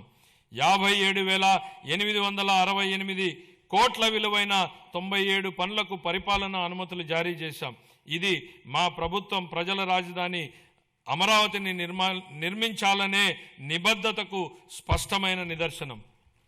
2026-27 ఆర్థిక సంవత్సరానికి మున్సిపల్ పరిపాలన మరియు పట్టణాభివృద్ధి శాఖకు 14,539 కోట్లను కేటాయించాలని నేను ప్రతిపాదిస్తున్నాను. న్యాయశాఖ, హోం, మద్య నిషేధం, ఎక్సైజ్ మరియు అగ్నిమాపక శాఖలు. మంచివారు భయపడనప్పుడు చెడు శక్తులు బలహీనమవుతాయన్నటువంటి రొనాల్డ్ రీగన్ సూక్తిని గుర్తు చేస్తూ తీవ్ర వాతావరణ పరిస్థితుల్లోనూ, పండగల సమయంలోనూ, అత్యవసరాలు, విపత్తులు, ప్రజా కార్యక్రమాలలోనూ సమయంలోనూ వ్యక్తిగత అవసరాలను పక్కన పెట్టి రాత్రింబగళ్ళు కర్తవ్యాన్ని నిర్వహించేదే మన పోలీసు దళమే. కాకి యూనిఫామ్ గౌరవం మరియు హుందాతనాన్ని భుజాన మోస్తూ ఏదైనా ఆపదొస్తే మొట్టమొదటిగా స్పందించేది వారే. వారి సేవాభావం, త్యాగస్ఫూర్తిని మా ప్రభుత్వం అత్యంత గౌరవంగా భావిస్తుంది. గత పాలనలో దెబ్బతిన్న పోలీసు వ్యవస్థ గౌరవాన్ని పునరుద్ధరించేందుకు మా ప్రభుత్వం కట్టుబడి ఉంది. గౌరవ ముఖ్యమంత్రి గారి హామీ మేరకు శాంతి భద్రతల యంత్రాంగాన్ని సమూలంగా మార్చడానికి ఈ క్రింది ఆధునీకరణ మరియు సంక్షేమ చర్యలు తీసుకుంటున్నాం. పోలీసు శాఖకు 3,000 కొత్త వాహనాలను త్వరలో అందించనున్నాం. డిజిటల్ అరెస్టులు, ఆన్లైన్ మోసాల వంటి ఆధునిక నేరాలను ఎదుర్కొనేందుకు ప్రతి జిల్లాలో ప్రత్యేక సైబర్ పోలీస్ స్టేషన్ను ఏర్పాటు చేస్తున్నాం. స్మార్ట్ పోలీసింగ్ ల్యాబ్ల స్థాపన, కృత్రిమ మేధస్సు ఆధారిత ప్రాజెక్టులు, ఆధునిక కమ్యూనికేషన్ భద్రతా పరికరాలు, సీసీటీవీ మరియు డ్రోన్ వినియోగంలో సాంకేతికంగా దృఢమైన పోలీసు వ్యవస్థని నిర్మిస్తున్నాం. కొత్త ఏపీ పోలీస్ అకాడమీ స్థాపన కోసం 94 ఎకరాలు కేటాయించాం. నిర్మాణ పనుల ప్రారంభానికి ఈ సంవత్సరంలో 15 కోట్ల రూపాయల కేటాయింపును ప్రతిపాదిస్తున్నాను. శ్రీకాకుళం, రాజమండ్రి, ప్రకాశం, చిత్తూరు జిల్లాల్లో 4 కొత్త ఇండియా రిజర్వ్ ఏపీఎస్పీ బెటాలియన్లను ప్రారంభించి 3,920 పోస్టులను మంజూరు చేశాం. పౌర పోలీసు నిష్పత్తిని మెరుగుపరిచేందుకు 5,757 స్టైఫండరీ కేడెట్ ట్రైనీ కానిస్టేబుళ్లను నియమించాం. శిక్షణ సమయంలో వారికి ఆర్థిక మద్దతుగా నెలవారీ భత్యాన్ని 4,500 నుండి 12,000 వరకు 3 రెట్లు పెంచినట్లు గౌరవ ముఖ్యమంత్రి గారు ప్రకటించారు. అమలు చేయడం జరుగుతోంది. పోలీసు సిబ్బందికి బకాయి ఉన్న టీఏడీఏలు, సెలవు సంబంధిత బకాయిలు, వైద్య రీయింబర్స్మెంట్లు తదితర చెల్లింపుల కోసం దాదాపు 500 కోట్లను విడుదల చేశాం. పోలీస్ కానిస్టేబుల్ నుంచి డీజీపీ వరకు 20 లక్షల నుండి 45 లక్షల వరకు ఉచిత బీమా కవరేజీ కల్పించే గ్రూప్ పర్సనల్ యాక్సిడెంట్ ఇన్సూరెన్స్ పథకాన్ని పునరుద్ధరించాం. గత 5 ఏళ్లలో విస్తరించిన గంజాయి సమస్యను ప్రత్యేక విభాగం ఈగల్ ద్వారా మరియు డ్రోన్ల వినియోగంతో కట్టడి చేస్తున్నాం. మహిళల భద్రత కోసం శక్తి యాప్ను ప్రారంభించాం. దీని ద్వారా 7 నిమిషాల్లో స్పందన లభిస్తుంది మరియు వేధింపులకు పాల్పడే వారిపై కఠిన చర్యలు తీసుకుంటాం. జిల్లా న్యాయ వ్యవస్థ కోసం కోర్టు భవనాలు మరియు నివాస గృహాల నిర్మాణాన్ని విస్తృతంగా చేపట్టాం. న్యాయ వ్యవస్థకు 349 కోట్ల విలువైన పనులను మంజూరు చేశాం. 26-27 తొలి దశలో 100 కొత్త కోట్లను ఆమోదించాం. పునర్వ్యవస్థీకరించిన ఎక్సైజ్ విధానంతో మద్యం రంగంలో లీకేజీలను పూర్తిగా నివారించాం. అవినీతి లేకుండా ఆదాయం రాష్ట్ర ఖజానాకు సక్రమంగా చేరుతోంది. అగ్నిమాపక సేవల ఆధునీకరణలో భాగంగా 17 కొత్త అగ్నిమాపక కేంద్రాలను స్థాపిస్తున్నాం. స్పందన సమయాన్ని తగ్గించేందుకు అత్యాధునిక శోధన మరియు రక్షణ పరికరాలతో కూడిన అగ్నిమాపక వాహనాలను కొనుగోలు చేస్తాం. రాష్ట్ర శిక్షణ కేంద్రాన్ని మౌలిక సదుపాయాల అభివృద్ధి ద్వారా బలోపేతం చేస్తాం. 26-27 ఆర్థిక సంవత్సరానికి హోంశాఖకు 9,165 కోట్లను కేటాయించాలని నేను ప్రతిపాదిస్తున్నాను. అదేవిధంగా మద్య నిషేధం మరియు ఎక్సైజ్ శాఖకు 500 కోట్లను కేటాయించాలని ప్రతిపాదిస్తున్నాను. మరియు మా ప్రభుత్వం తీసుకున్న ముఖ్యమైన చర్యలను ఈ సందర్భంగా ప్రస్తావించదలిచాను. ఆర్థిక శాఖ తీసుకున్న చర్యలు: రాష్ట్ర ఆర్థిక వ్యవస్థను జాగ్రత్తగా నిర్వహిస్తూ ఆర్థిక క్రమశిక్షణను పాటిస్తున్నామని ఈ క్రింది చర్యలు స్పష్టంగా చూపిస్తున్నాయి. గత ప్రభుత్వం అత్యధికంగా 12.3% వరకు ఉన్న వడ్డీ రేట్లపై అప్పులు తీసుకుంది.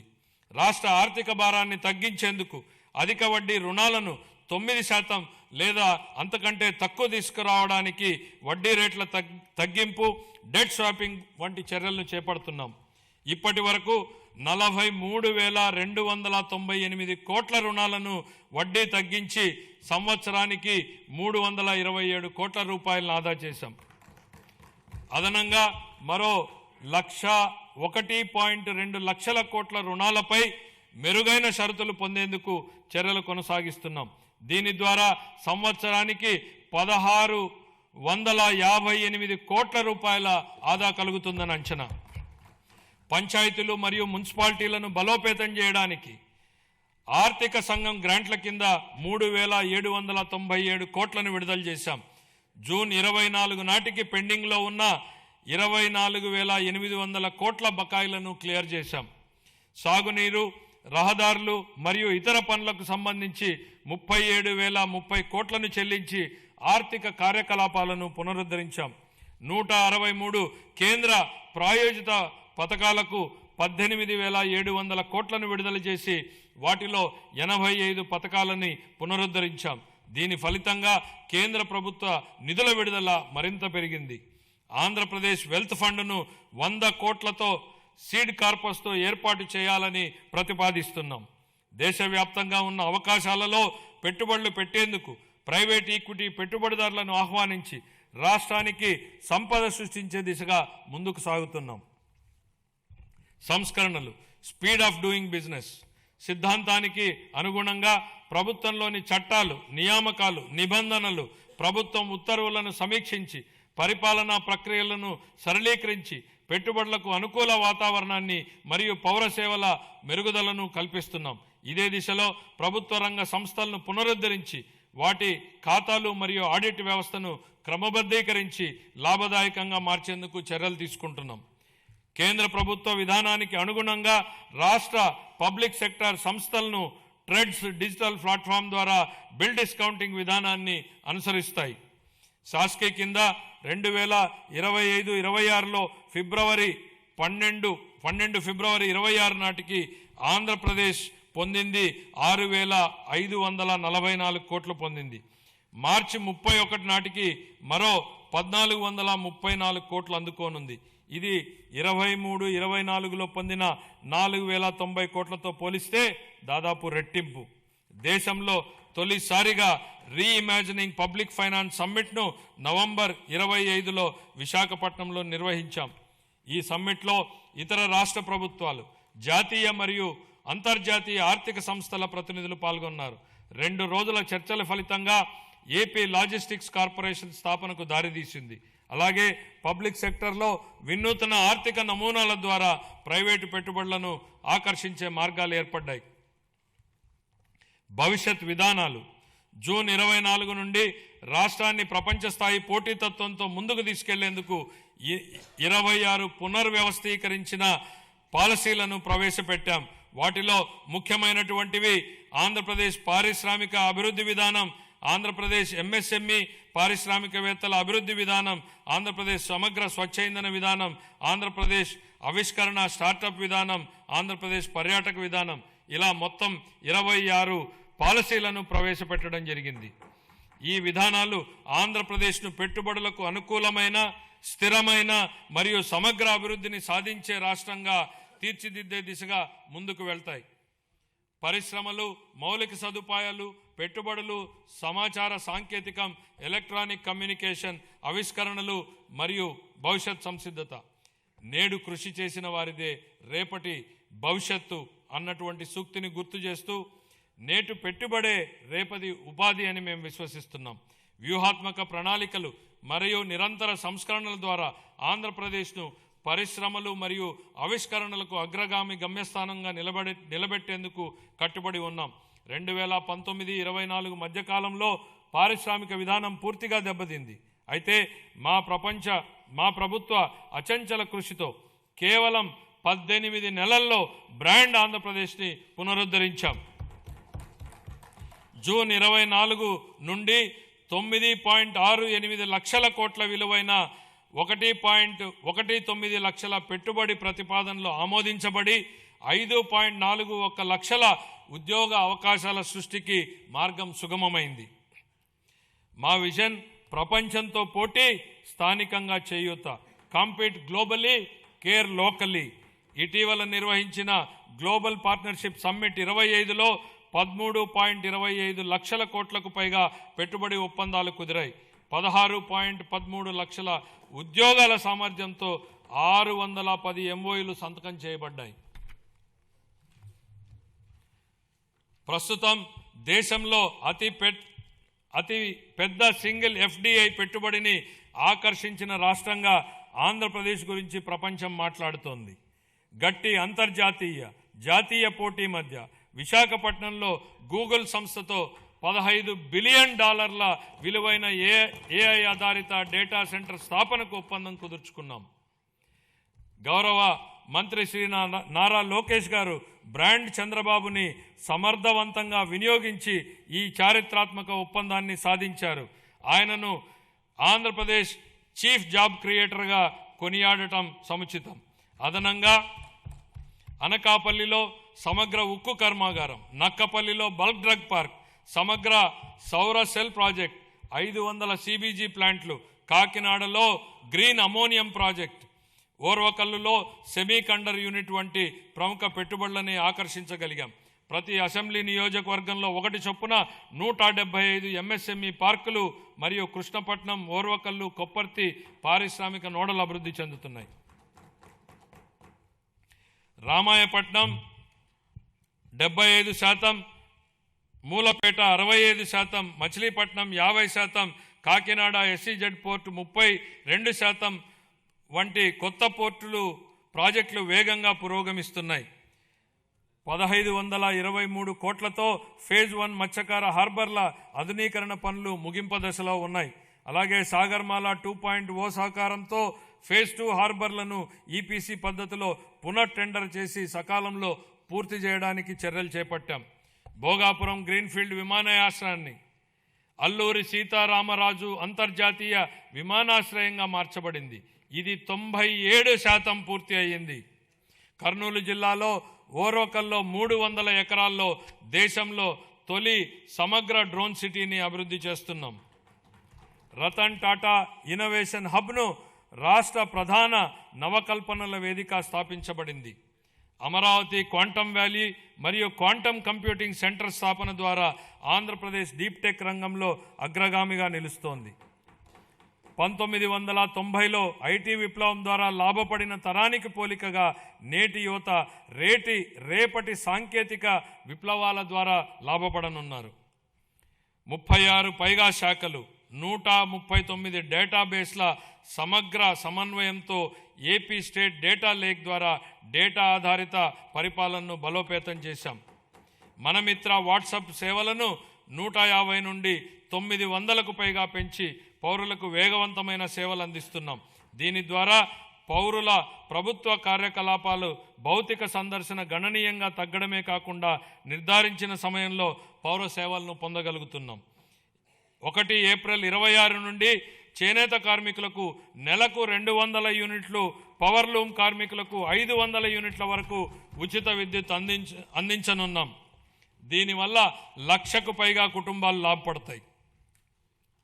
పరిశ్రమలు, వాణిజ్య శాఖకు 3,161 కోట్లు, మౌలిక సదుపాయాలు పెట్టుబడుల శాఖకు 1,283 కోట్లు, సమాచార సాంకేతికం కమ్యూనికేషన్ శాఖకు 536 కోట్లను ప్రతిపాదిస్తున్నాను.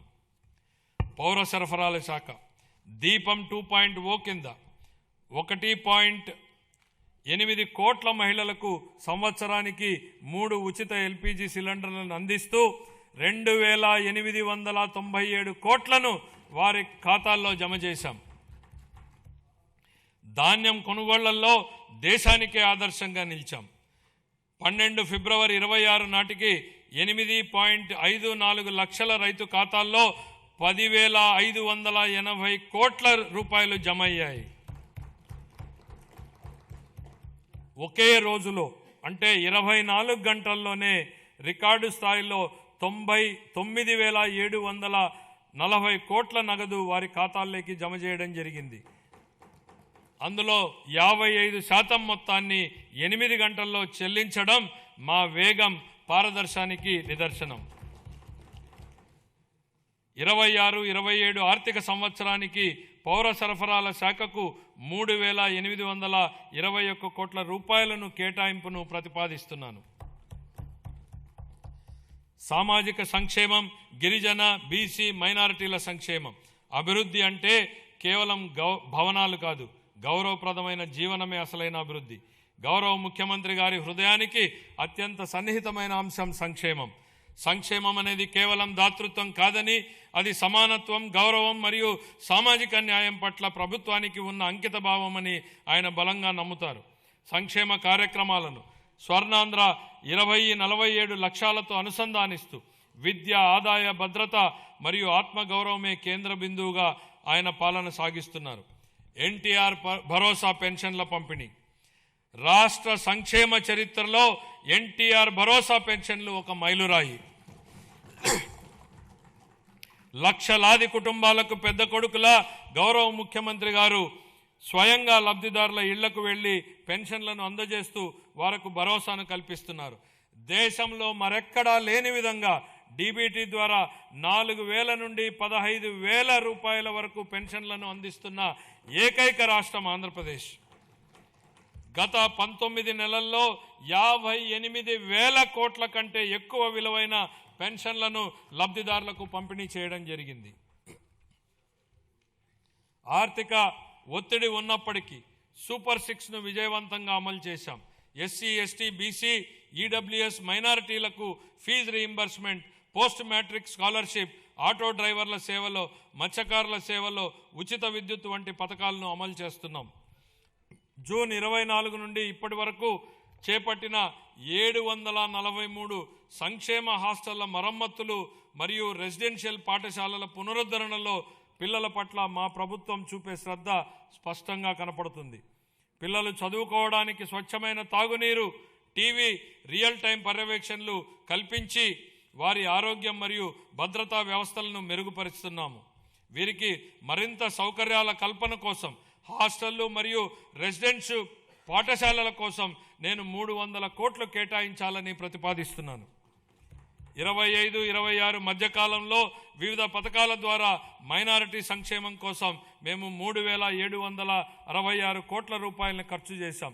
చాలా కాలం క్రితం మూలన పడిన ప్రధానమంత్రి జన్ వికాస్ కార్యక్రమంను పునరుద్ధరించాం. 3 సంవత్సరాలుగా నిద్రాణంగా ఉన్న రాష్ట్ర వక్ఫ్ బోర్డును పునరుద్ధరించాం. మైనారిటీలకు ఆర్థిక సహాయంలో భాగంగా ఇమాంలకు గౌరవ వేతనం 10,000, మౌజన్లకి 5,000, పాస్టర్లకు 5,000 మరియు చదువులో వెనుకబడిన విద్యార్థులకు ఎంట్రన్స్ కోచింగ్ వంటి కార్యక్రమాల ద్వారా మా ప్రభుత్వం రాష్ట్ర వ్యాప్తంగా మైనారిటీ వర్గాల విద్యా పురోగతి, ఆర్థిక సాధికారత మరియు సామూహిక అంశాలపై దృష్టి సారించింది. ఉన్నత విద్య మరియు వృత్తి విద్యను అభ్యసించే బీసీ విద్యార్థులకు పూర్తి ట్యూషన్ ఫీజు రీయింబర్స్మెంట్, అలాగే పోస్ట్ మెట్రిక్ విద్యార్థులకు నిర్వహణ భత్యం ఇవ్వబడుతుంది. కల్లుగీతు కార్మికులకు మద్యం దుకాణాలలో 10% రిజర్వేషన్లు కల్పించాం. నాయి బ్రాహ్మణుల సెలూన్లకు ఉచిత విద్యుత్తును నెలకు 200 యూనిట్లకు పెంచాం. వడ్డెర కులస్తులకు మైనింగ్ లీజులో 15% రిజర్వేషన్లు మరియు సీనరేజ్ ఛార్జీలపై 50% సబ్సిడీని కల్పించాం. మహిళా సంక్షేమం. డాక్టర్ బిఆర్ అంబేద్కర్ ఇలా అన్నారు, ఒక సమాజం యొక్క పురోగతిని మహిళలు సాధించిన పురోగతి స్థాయి ద్వారా నేను కొలుస్తాను. స్వర్గీయ ఎన్టీ రామారావు గారు మహిళలకు ఆస్తిలో హక్కు సమాన వాటా కల్పించగా మా ప్రభుత్వం ఉద్యోగాలు మరియు విద్యా సంస్థల్లో మహిళలకు 33% రిజర్వేషన్లను అమలు చేసింది. స్వర్ణాంధ్ర 2047 దార్శనికతను సాధించడంలో మహిళలు ప్రధాన పాత్ర పోషిస్తారు. సంవత్సరానికి ఆశించిన 15% వృద్ధి రేటును సాధించడానికి ఆర్థిక కార్యకలాపాల్లో వారి భాగస్వామ్యాన్ని పెంచడం చాలా ముఖ్యం. గౌరవనీయమైన ముఖ్యమంత్రి 1 సంవత్సరంలో 1,00,000 మంది మహిళా వ్యవస్థాపకులను సృష్టించాలని లక్ష్యంగా పెట్టుకున్నారు. 1 ఫ్యామిలీ 1 ఎంటర్ప్రెన్యూర్ చొరవ కింద స్వయం సహాయక సంఘాల మహిళలను చిన్న మధ్య తరహా వ్యవస్థాపకులుగా మార్చుతున్నారు. జూన్ 24 నుండి మేము ప్రవేశపెట్టిన అనేక సంస్కరణల ద్వారా మహిళలకు అనేక ప్రోత్సాహాలు అందించాము. ప్రస్తుత సంవత్సరంలో మా ప్రభుత్వం 9,958 అంగన్వాడీ కేంద్రాలను అప్గ్రేడ్ చేసింది. 4,687 మినీ అంగన్వాడీ కేంద్రాలను ప్రధాన కేంద్రాలుగా అప్గ్రేడ్ చేశాం. అప్గ్రేడ్ చేయబడిన అంగన్వాడీ కేంద్రాలలో అంగన్వాడీ సహాయకులను నియమించి వంట సౌకర్యాలు మెరుగుపరచబడ్డాయి. ప్రధానమంత్రి జన్మన్ కింద పీవీటీజీ ప్రాంతాలలో 192 కొత్త అంగన్వాడీ కేంద్రాలు మంజూరు చేయబడ్డాయి. ఇవి 26-27లో పూర్తవుతాయి. అంగన్వాడీ కార్యకర్తలు, సహాయకులు మరియు ఆశా కార్యకర్తలు అంగన్వాడీ కేంద్రాల్లోని పిల్లలకు కీలకమైన సేవలు అందిస్తారు. అందుకుగాను వారి సుదీర్ఘ సేవలను గౌరవిస్తూ మా ప్రభుత్వం వారి పదవీ విరమణ సమయంలో గ్రాట్యుటీని అందించడానికి ఉత్తర్వులు జారీ చేసింది. ముఖ్యమంత్రి గారి నాయకత్వంలో వికలాంగ సమగ్ర అభివృద్ధి కోసం ఇంద్రధనస్సు అనే కార్యక్రమం ప్రారంభించబడింది. ఇందులో భాగంగా ఉచిత బస్సు ప్రయాణం, సబ్సిడీ పథకాల పునరుద్ధరణ, క్రీడా శిక్షణ, గృహ నిర్మాణం, వినికిడి లోపం ఉన్నవారికి ప్రత్యేక డిగ్రీ కళాశాల మరియు దివ్యాంగుల భవనాలు వంటి ప్రధాన అంశాలు ఉన్నాయి. 2026-27 ఆర్థిక సంవత్సరానికి నేను ఈ కేటాయింపులను ప్రతిపాదిస్తున్నాను. ఎస్సీ కాంపోనెంట్ కోసం 20,644 కోట్ల రూపాయలు, ఎస్టీ కాంపోనెంట్ కోసం 9,190 కోట్లు, బీసీ కాంపోనెంట్ కోసం 51,021 కోట్ల రూపాయలను, మైనారిటీ వర్గాల సంక్షేమం కోసం 6,090 కోట్ల రూపాయలను, మహిళలు, పిల్లలు, వికలాంగులు మరియు సీనియర్ సిటిజన్ సంక్షేమం కోసం 4,582 కోట్ల రూపాయలు. ఉద్యోగుల సంక్షేమం. ఉద్యోగ సంఘాల సలహాలు సూచనలతో కోరిన తర్వాత ఉద్యోగుల భవిష్యత్ నిధి మరియు పెన్షన్ ప్రక్రియలను సజావుగా మరియు కాగితరహితంగా చేస్తున్నాం. ఈ డిపిసి మాడ్యూల్ ద్వారా ప్రమోషన్ ప్రక్రియ ఆన్లైన్ చేయబడింది. ప్రభుత్వ ఉద్యోగులు మరియు పెన్షనర్లకు చాలా కాలంగా పెండింగ్లో ఉన్న బకాయిలను కూడా చెల్లించడం ప్రారంభించింది. 1,100 కోట్ల రూపాయల డిఆర్ బకాయిలను విడుదల చేశాం. జీపీఎఫ్ మరియు జిఎల్ఐ చెల్లింపులు క్రమం తప్పకుండా చేయబడుతున్నాయి. సిపిఎస్ ఉద్యోగులకు వారి పిఆర్ఏఎన్ అకౌంట్లో ప్రభుత్వ వాటాతో కలిసి ఎప్పటికప్పుడు కాంట్రిబ్యూషన్ జమ చేస్తున్నాం. మహిళా ఉద్యోగులకు వారి వృత్తి మరియు వ్యక్తిగత జీవితాలలో సమతుల్యతను పెంపొందించే దిశగా సర్వీసులో ఎప్పుడైనా పిల్లల సంరక్షణ సెలవులను పొందేందుకు వీలుగా పిల్లల వయోపరిమితిని తొలగించాము. ఉద్యోగి ప్రమాదవశాత్తు మరణించిన సందర్భంలో ప్రభుత్వ నిబంధనలకు మించి వారికి బీమా ప్రయోజనాలను అందించడానికి రాష్ట్ర ప్రభుత్వం జీతం ప్యాకేజీ కింద మా ప్రభుత్వం బ్యాంకులతో ఒప్పందం కుదుర్చుకుంది. మా ప్రభుత్వం వివిధ కేటగిరీలలో 30,607 ప్రభుత్వ ఉద్యోగాలను భర్తీ చేసింది. గత ప్రభుత్వ హయాంలో బకాయిలు ఆరోగ్య రంగం. గత ప్రభుత్వ హయాంలో బకాయిలు చెల్లించని కారణంగా ఆరోగ్య వ్యవస్థలు ఇబ్బందులు ఎదుర్కొన్నాయి. దీనితో చాలా కుటుంబాలపై ఆర్థిక భారం మోపబడి ఆర్థికంగా మానసికంగా చాలా బాధపడ్డారు. గత ప్రభుత్వ ఆరోగ్య రంగానికి చెల్లించవలసిన 6,486 కోట్ల రూపాయలు బకాయిలను చెల్లించకుండా వదిలేసింది. వీటిలో ఎక్కువ భాగం మా ప్రభుత్వం చెల్లించి ప్రజలకు ప్రభుత్వం మీద విశ్వాసం కల్పించింది. వ్యాధి చికిత్స కన్నా నివారణే ముఖ్యమని మేము నమ్ముతున్నాం. నివారణ వల్ల ఆరోగ్య అవసరాలపై జేబులో నుంచి ఖర్చు గణనీయంగా తగ్గిస్తుంది. మా ప్రభుత్వం అధికారం చేపట్టిన తర్వాత పౌరుడిని ఆరోగ్య సంరక్షణలో కేంద్రంగా ప్రాజెక్ట్ సంజీవనిని చేపట్టింది. కుప్పంలో సిటిజన్ హెల్త్ స్క్రీనింగ్ పైలట్ కింద 41 రోగ నిర్ధారణ పరీక్షలను కవర్ చేసి 63,867 మంది వ్యక్తులను పరీక్షించింది. 6,300 కంటే ఎక్కువ హైరిస్క్ కేసులను గుర్తించి వాటిని ప్రాజెక్ట్ సంజీవనికి అనుసంధానించింది. 2026-27 సంవత్సరానికి ఆరోగ్య వైద్య మరియు కుటుంబ సంక్షేమ శాఖకు 19,306 కోట్లు కేటాయించాలని నేను ప్రతిపాదిస్తున్నాను. కార్మిక శాఖ కేంద్ర ప్రభుత్వం ప్రవేశపెట్టిన కార్మిక సంస్కరణలకు అనుగుణంగా మా ప్రభుత్వం పాత చట్టాలను సమీకరించి నూతన కార్మిక్ కోడ్స్ను అమలు చేసింది. కార్మికుల సంక్షేమాన్ని మరింత బలోపేతం చేయడానికి కొత్త ఈఎస్ఐ వైద్య సేవా సదుపాయాలను ప్రారంభిస్తున్నాం.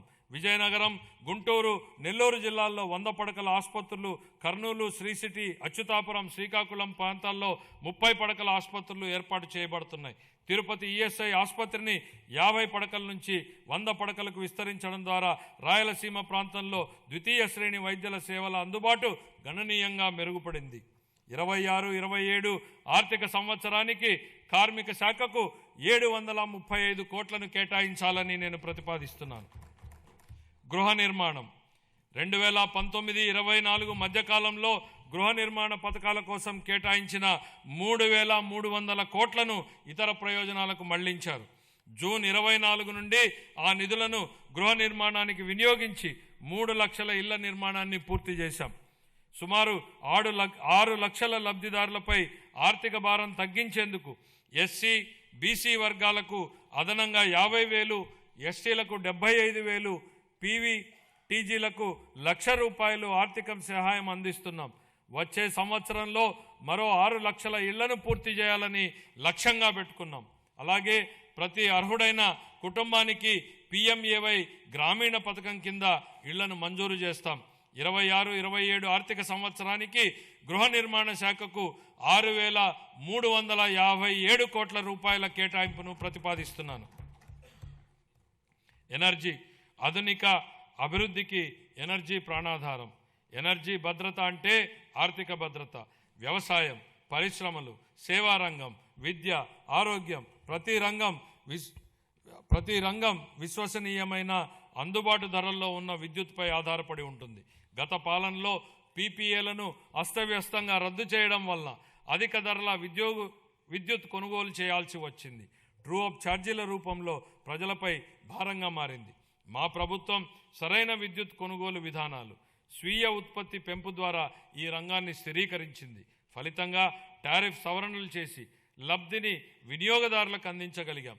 ప్రస్తుత సంవత్సరంలో వ్యవసాయ విద్యుత్ సబ్సిడీగా 11,000 కోట్లకు పైగా విడుదల చేసి 22.5 లక్షల మంది రైతులకు లబ్ధి చేకూర్చాం. అలాగే ఆక్వా టారిఫ్ సబ్సిడీగా 890 కోట్ల రూపాయలను విడుదల చేసి 48,500 మంది ఆక్వా వినియోగదారులకు మద్దతు ఇచ్చాం. BPL వృత్తిదారులకు సబ్సిడీ టారిఫ్లు కొనసాగిస్తున్నాం. సమగ్ర స్వచ్ఛ ఇంధన విధానం కింద 24 నుండి 2.88 లక్షల కోట్ల విలువైన 55 ప్రాజెక్టులను మంజూరు చేశాం. ఇందులో 15.5 గిగావాట్ల సౌరశక్తి, 4.86 వాయుశక్తి, 17.7 గిగావాట్ల పంపుడు స్టోరేజ్ ప్రాజెక్టులను, 1 MMATPA గ్రీన్ హైడ్రోజన్ వంటి ప్రాజెక్టులు ఉన్నాయి. 26-27 ఆర్థిక సంవత్సరానికి గాను ఎనర్జీ శాఖకు 13,934 కోట్ల రూపాయలను కేటాయించాలని ప్రతిపాదిస్తున్నాను. రవాణా, రహదారులు మరియు భవనాలు. గత పాలనలో రహదారుల దుస్థితి కారణంగా ప్రజలు తీవ్ర ఇబ్బందులు పడ్డారు. గుంతలతో నిండిన రహదారులు ప్రమాదాలకు దారితీశాయి. మా ప్రభుత్వం అన్ని వర్గాల రహదారుల మెరుగుదలకు విస్తృతంగా చర్యలు చేపట్టింది.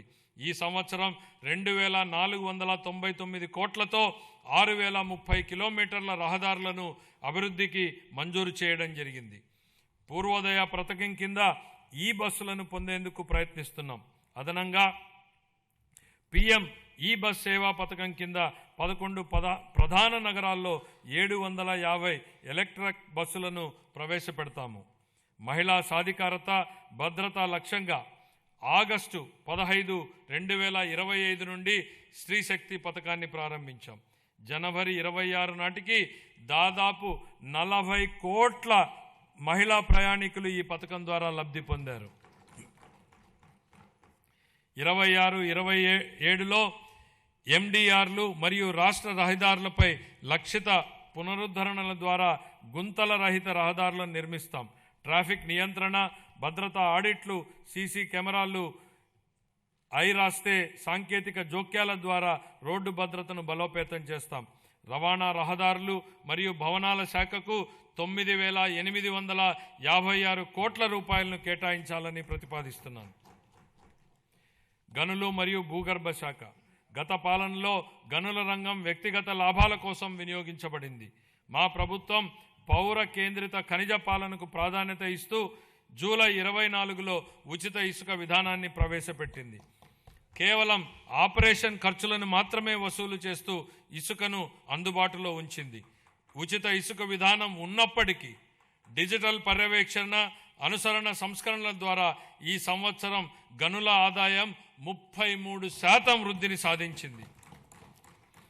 యోజనాభివృద్ధి, క్రీడలు, పర్యాటకం మరియు సంస్కృతి ఏపీ పర్యాటక విధానం 24-29 ద్వారా పరిశ్రమ హోదా, మూలధన సబ్సిడీలు, SGST రీయింబర్స్మెంట్లు, స్టాంప్ డ్యూటీ మినహాయింపులు, పారదర్శక భూ కేటాయింపులతో ప్రగతిశీల విధానాన్ని అమలు చేస్తున్నాం.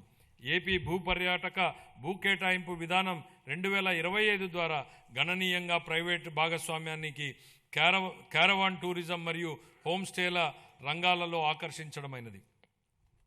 117 MOUల ద్వారా 20,088 కోట్ల పెట్టుబడులను ఆకర్షించి 122,637 ఉద్యోగ అవకాశాలు సృష్టించాం.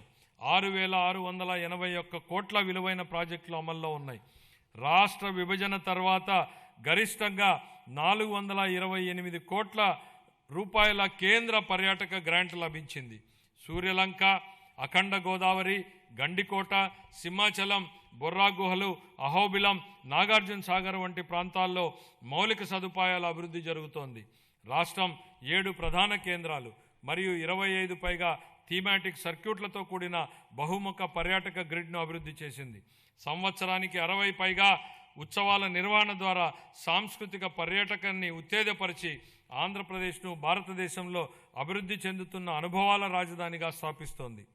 తిరుపతిని ప్రపంచ స్థాయి పర్యాటక గమ్యస్థానంగా తీర్చిదిద్దేందుకు కేంద్ర ప్రభుత్వంతో సమన్వయంతో చేస్తూ మౌలిక సదుపాయాలను బలోపేతం చేస్తామని మీకు తెలియజేయడానికి సంతోషిస్తున్నాను. ఈ కార్యక్రమంలో భాగంగా ప్రపంచ స్థాయి పర్యాటక వసతులతో పాటు హోటళ్లతో పాటు వినోద ప్రదేశాలు ఏర్పాటు చేయడం జరుగుతుంది. గోదావరి పుష్కరాల సందర్భంగా యాత్రికులకు భద్రతతో కూడిన ఆధ్యాత్మిక అనుభవం కల్పించేందుకు సమగ్ర ఏర్పాట్లు చేస్తున్నాం. దీనికి ప్రారంభంగా 60 కోట్లను కేటాయించాలని ప్రతిపాదిస్తున్నాం. 26-27 ఆర్థిక సంవత్సరానికి గాను యోజనాభివృద్ధి, పర్యాటకం మరియు సంస్కృతి శాఖకు 439 కోట్ల రూపాయల కేటాయింపును ప్రతిపాదిస్తున్నాను. ఖాతాలు 24-25 ఆంధ్రప్రదేశ్ రాష్ట్రానికి సంబంధించి ఆర్థిక లెక్కలను కంట్రోలర్ అండ్ ఆడిటర్ జనరల్ పరిధిలోని అకౌంటెంట్ జనరల్ కార్యాలయం వారు ఖరారు చేసిన ప్రకారం 24-25 ఆర్థిక సంవత్సరానికి ఆదాయ లోటు 60,285 కోట్లు, ఆర్థిక లోటు 81,362గా నమోదయ్యాయి. ఇవి రాష్ట్ర స్థూల దేశీయోత్పత్తిలో GSDPలో వరుసగా 3.79% మరియు 5.11%గా ఉన్నాయి. సవరించిన అంచనాలు 25-26 ఆర్థిక సంవత్సరానికి సవరించిన అంచనాల ప్రకారం రెవెన్యూ వ్యయం 2,38,021 కోట్ల రూపాయలు కాగా మూలధన వ్యయం 39,498 కోట్ల రూపాయలు. రెవెన్యూ లోటు సుమారు 41,118 కోట్లు రూపాయలు కాగా ఇదే కాలానికి ద్రవ్య లోటు సుమారు 80,567 కోట్ల రూపాయలుగా ఉంది. ఇవి రాష్ట్ర స్థూల దేశీయోత్పత్తిలో వరుసగా 2.33% మరియు 4.57%గా ఉన్నాయి. బడ్జెట్ అంచనాలు 26-27 ఆర్థిక సంవత్సరానికి మొత్తం 3,32,205 కోట్ల రూపాయలను ప్రతిపాదిస్తున్నాను. అందులో ఆదాయ వ్యయం 2,56,143 కోట్ల రూపాయలు, మూలధన వ్యయం 53,915 కోట్లుగా అంచనా వేయబడింది. ఆదాయ లోటు సుమారు 22,002 కోట్లు కాగా ఆర్థిక లోటు సుమారు 75,868 కోట్లుగా ఉండవచ్చని అంచనా. ఇవి రాష్ట్ర స్థూల దేశీయోత్పత్తిలో వరుసగా 1.88 మరియు 3.84% ఉండనున్నాయి. ముగింపు. ఈరోజు మనం ఎంచుకున్న మార్గాలే రేపటి మన భవిష్యత్తును నిర్ణయిస్తాయి. ఈ స్ఫూర్తికి ఈ బడ్జెట్ అర్థం పడుతోంది. ఇది కేవలం మన రాష్ట్రాన్ని రేపటి కోసం సిద్ధం చేసేందుకు ఉద్దేశించింది మాత్రమే కాదు, భవిష్యత్ తరానికి మేలు బాటలు పరిచే బడ్జెట్. ఇది ఆకాంక్షల్ని బాధ్యతల్ని సమతుల్యం చేస్తుంది. ఈ బడ్జెట్ కేవలం వృద్ధి లెక్కలు చెప్పేది మాత్రమే కాదు, ఇది రాష్ట్ర భవిష్యత్ ఆర్థిక గమనాన్ని లక్ష్యాన్ని బలంగా చాటి చెబుతుంది. ఇది కేవలం తాత్కాలిక ఉపశమనం కలిగించేది కాదు, దీర్ఘకాలిక లక్ష్యాల సాధనకు ఉద్దేశించిన దార్శనిక పత్రం. ఆంధ్రప్రదేశ్ను భవిష్యత్ సవాళ్లకు ధీటుగా బలమైన స్వావలంబన కలిగిన రాష్ట్రంగా తీర్చిదిద్దేందుకు రూపొందించిన బడ్జెట్ ఇది. రాష్ట్రం ఇకపై సాగించబోయే ప్రయాణానికి క్రమశిక్షణ, సాహసోపేత నిర్ణయాలు, సమిష్టి కృషి అవసరం. లక్ష్య సాధనలో ఖచ్చితంగా విజయం సాధిస్తామన్న భరోసాతో ఉన్నాం. ఎందుకంటే మన కలలను సాకారం చేయడంలో తిరుగులేని నాయకుడు, దార్శనికుడు శ్రీ చంద్రబాబు నాయుడు గారి నాయకత్వం ఉంది. భారతదేశాన్ని అగ్రస్థానంలో నిలబెట్టేందుకు, తిరుగులేని శక్తిగా తీర్చిదిద్దేందుకు అవిశ్రాంత కృషి చేస్తున్న ప్రధాని శ్రీ నరేంద్ర మోడీ గారి అండదండలు, ఉప ముఖ్యమంత్రి శ్రీ పవన్ కళ్యాణ్ గారి విశ్వసనీయ భాగస్వామ్య సహకారం మరింత ఉత్సాహంతో లక్ష్యాన్ని చేరేలా ప్రేరణనిస్తాయి. ఆ నాయకులిచ్చే స్ఫూర్తి మనల్ని మెరుగైన భవిష్యత్తు వైపు నడిపిస్తుంది. ప్రజలు వేసే ప్రతి ఓటులో వారి ఆశలు, ఆకాంక్షలు నిక్షిప్తమై ఉంటాయి. ప్రతి ఓటు వెనుక ప్రజల ఆకాంక్షల్ని మనం నిరంతరం గుర్తుపెట్టుకోవాలి. వాటిని సాకారం చేసేందుకు ప్రతిరోజు, ప్రతి క్షణం మనం కృషి చేయాలి. పరిపాలన అంటే అధికారం చెలాయించడం కాదు, ప్రజలకు సేవ చేయడం. ఈ బడ్జెట్ను మనం దీని పరిణామాన్ని బట్టి కాకుండా ఎంత నిబద్ధతతో దీన్ని అమలు చేశామన్న దాన్ని బట్టి చూడాలి.